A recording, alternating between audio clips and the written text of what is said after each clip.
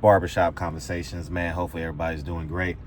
And I want to take this time to have a conversation about the LeBron James decision.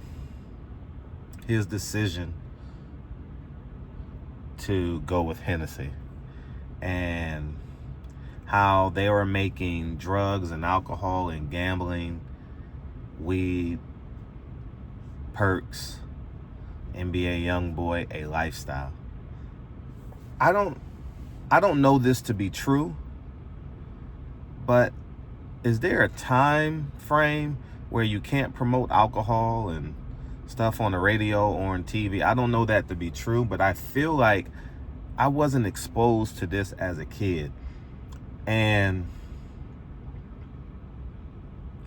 I think they're going to have to put some regulations on YouTube as it pertains to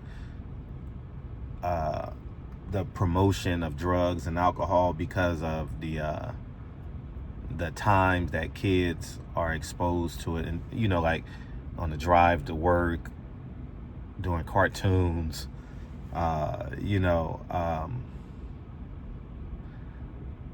what spawned this video for me to elaborate further, I've spoke about this 2 to 4 times over the past 2 or 3 weeks, but y'all Google this story. 4 high school friends died of a drug overdose here in California, and it broke my heart, man. It's and a 5th friend found them. I don't know if it's intentional. I don't know if it was by accident. But what I can say, and my greatest guesstimation and hypothesis is that these drugs and alcohol are making it cool. Like, you watch these podcasts and they smoking weed, they getting high, like all the smoke, you get high. I'm not condemning them, but there's a time in every person's life where they're going to have to value the afterlife as much as they value their vices, if not, no, more, excuse me. And I think middle-aged men like the LeBrons, and I'm using LeBron as an example to get your attention, but I'm not throwing darts at just LeBron.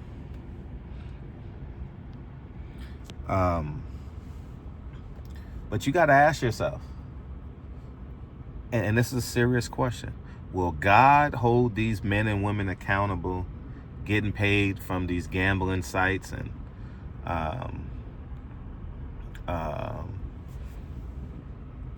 the heater off, these gambling sites promoting drugs and alcohol and weed and everything else? Will God hold them accountable for the souls that they've negatively impacted? I can't answer that question. And you all know, like, I've never drank, never smoked, and I've never promoted my vices. I may have got caught up in a conversation or two, but I've never gone on here and said smoking weed is cool, smoking crack is cool, getting drunk is cool. I've never come on here with a bottle and promoted killing myself. I've never come on here eating 13 pieces of fried chicken. It's gluttony. And and this is for the Christians, the Akis, the Buddhists, whatever afterlife you believe in, the atheists and the agnostics, this ain't for you. I wonder, will God hold these people accountable? What inspired those 4 little girls, I believe it was four girls, to do a drug overdose? Is it overexposure? I remember when you couldn't curse in church. I remember when you walked by or drove by a church, you couldn't smoke a cigarette, you couldn't drink alcohol. You know, little subtle things like that. I remember I had a great friend in high school. His dad smoked cigarettes, and his dad never smoked cigarettes around his kids. He always walked around the block. Not that made it more right, but just there's no shame in having negative vices. There's no shame. No shame in smoking weed is cool. Drinking Hennessy is a lifestyle. But it's all here's what's going to happen in these gambling sites. Here's what's going to happen. The drugs and the alcohol are going to be the stories, right? The stories. Right? To get your attention, to say, oh, that's bad. How did he do that? Why did he do that? He went to jail because he had no self-control. But here's where it's going to blow up in people's face. These people that have podcasts, these athletes that have podcasts, these, how you say it, these journalists and YouTubers that know these athletes, it's all going to blow up in their face because they literally have the capabilities of bankrupting these gambling sites, especially with these prop bets. Listen, hear me out. Hear me out. I don't gamble any longer, you know.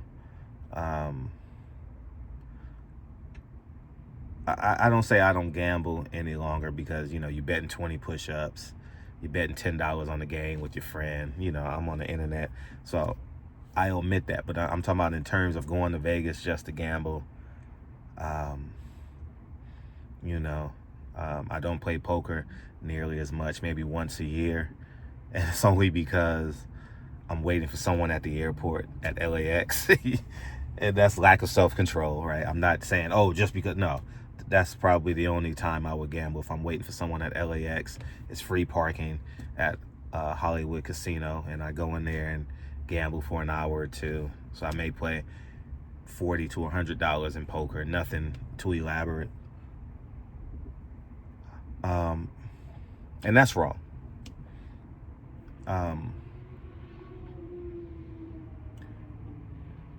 But these gambling casinos and these prop bets is going to implode. I don't know when, because I'm human. I have common sense. Let's say retired basketball player A just retired last year, and he plays for Team A. He calls a teammate from Team A. I don't want to say names because I don't want to feel like I'm implicating. A,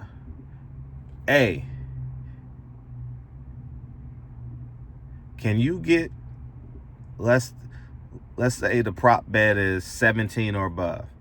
Hey, don't score 17 tonight. Oh, what's your favorite number? Now, you know how they talk in code, man. You know. Who's number 17? Mario Ellie was number 17, man. Man, my favorite player is Mario Ellie. Oh, your favorite player, Mario Ellie? I got you. My favorite player is Charles Barkley. Charles Barkley? Oh, okay. So that means I can't score more than 34. You get what I'm saying? So, but these prop bets, and it's going to be a lot of federal cases coming up. Trust me. And just be on the lookout over the next decade. It's not going to happen tomorrow. It's not going to happen. But over the next decade, these prop bets are really, really, really going to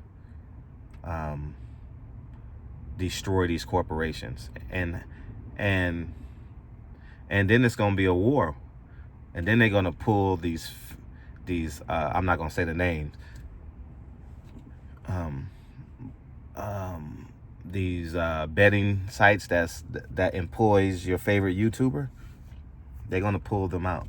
You'll see. It's all gonna come to fruition because I see it now. I see it. I truly see it. If they get some politician's daughter that OD'd, or a politician's son like gets caught up in a gambling sting, and oh man, a politician. I'm telling you, dog, it's coming. But anyways, man, you go ahead and have a great day. But the biggest question is, LeBron's second biggest decision was Hennessy, and that was his promotion. That was the promotion. His second biggest decision he's ever made in his life was to join teams with Hennessy. Now, I know some of you going to take this lightly, and feel free to do what you want. But I'm going to finish charging my car and listen to some music. I'm gone.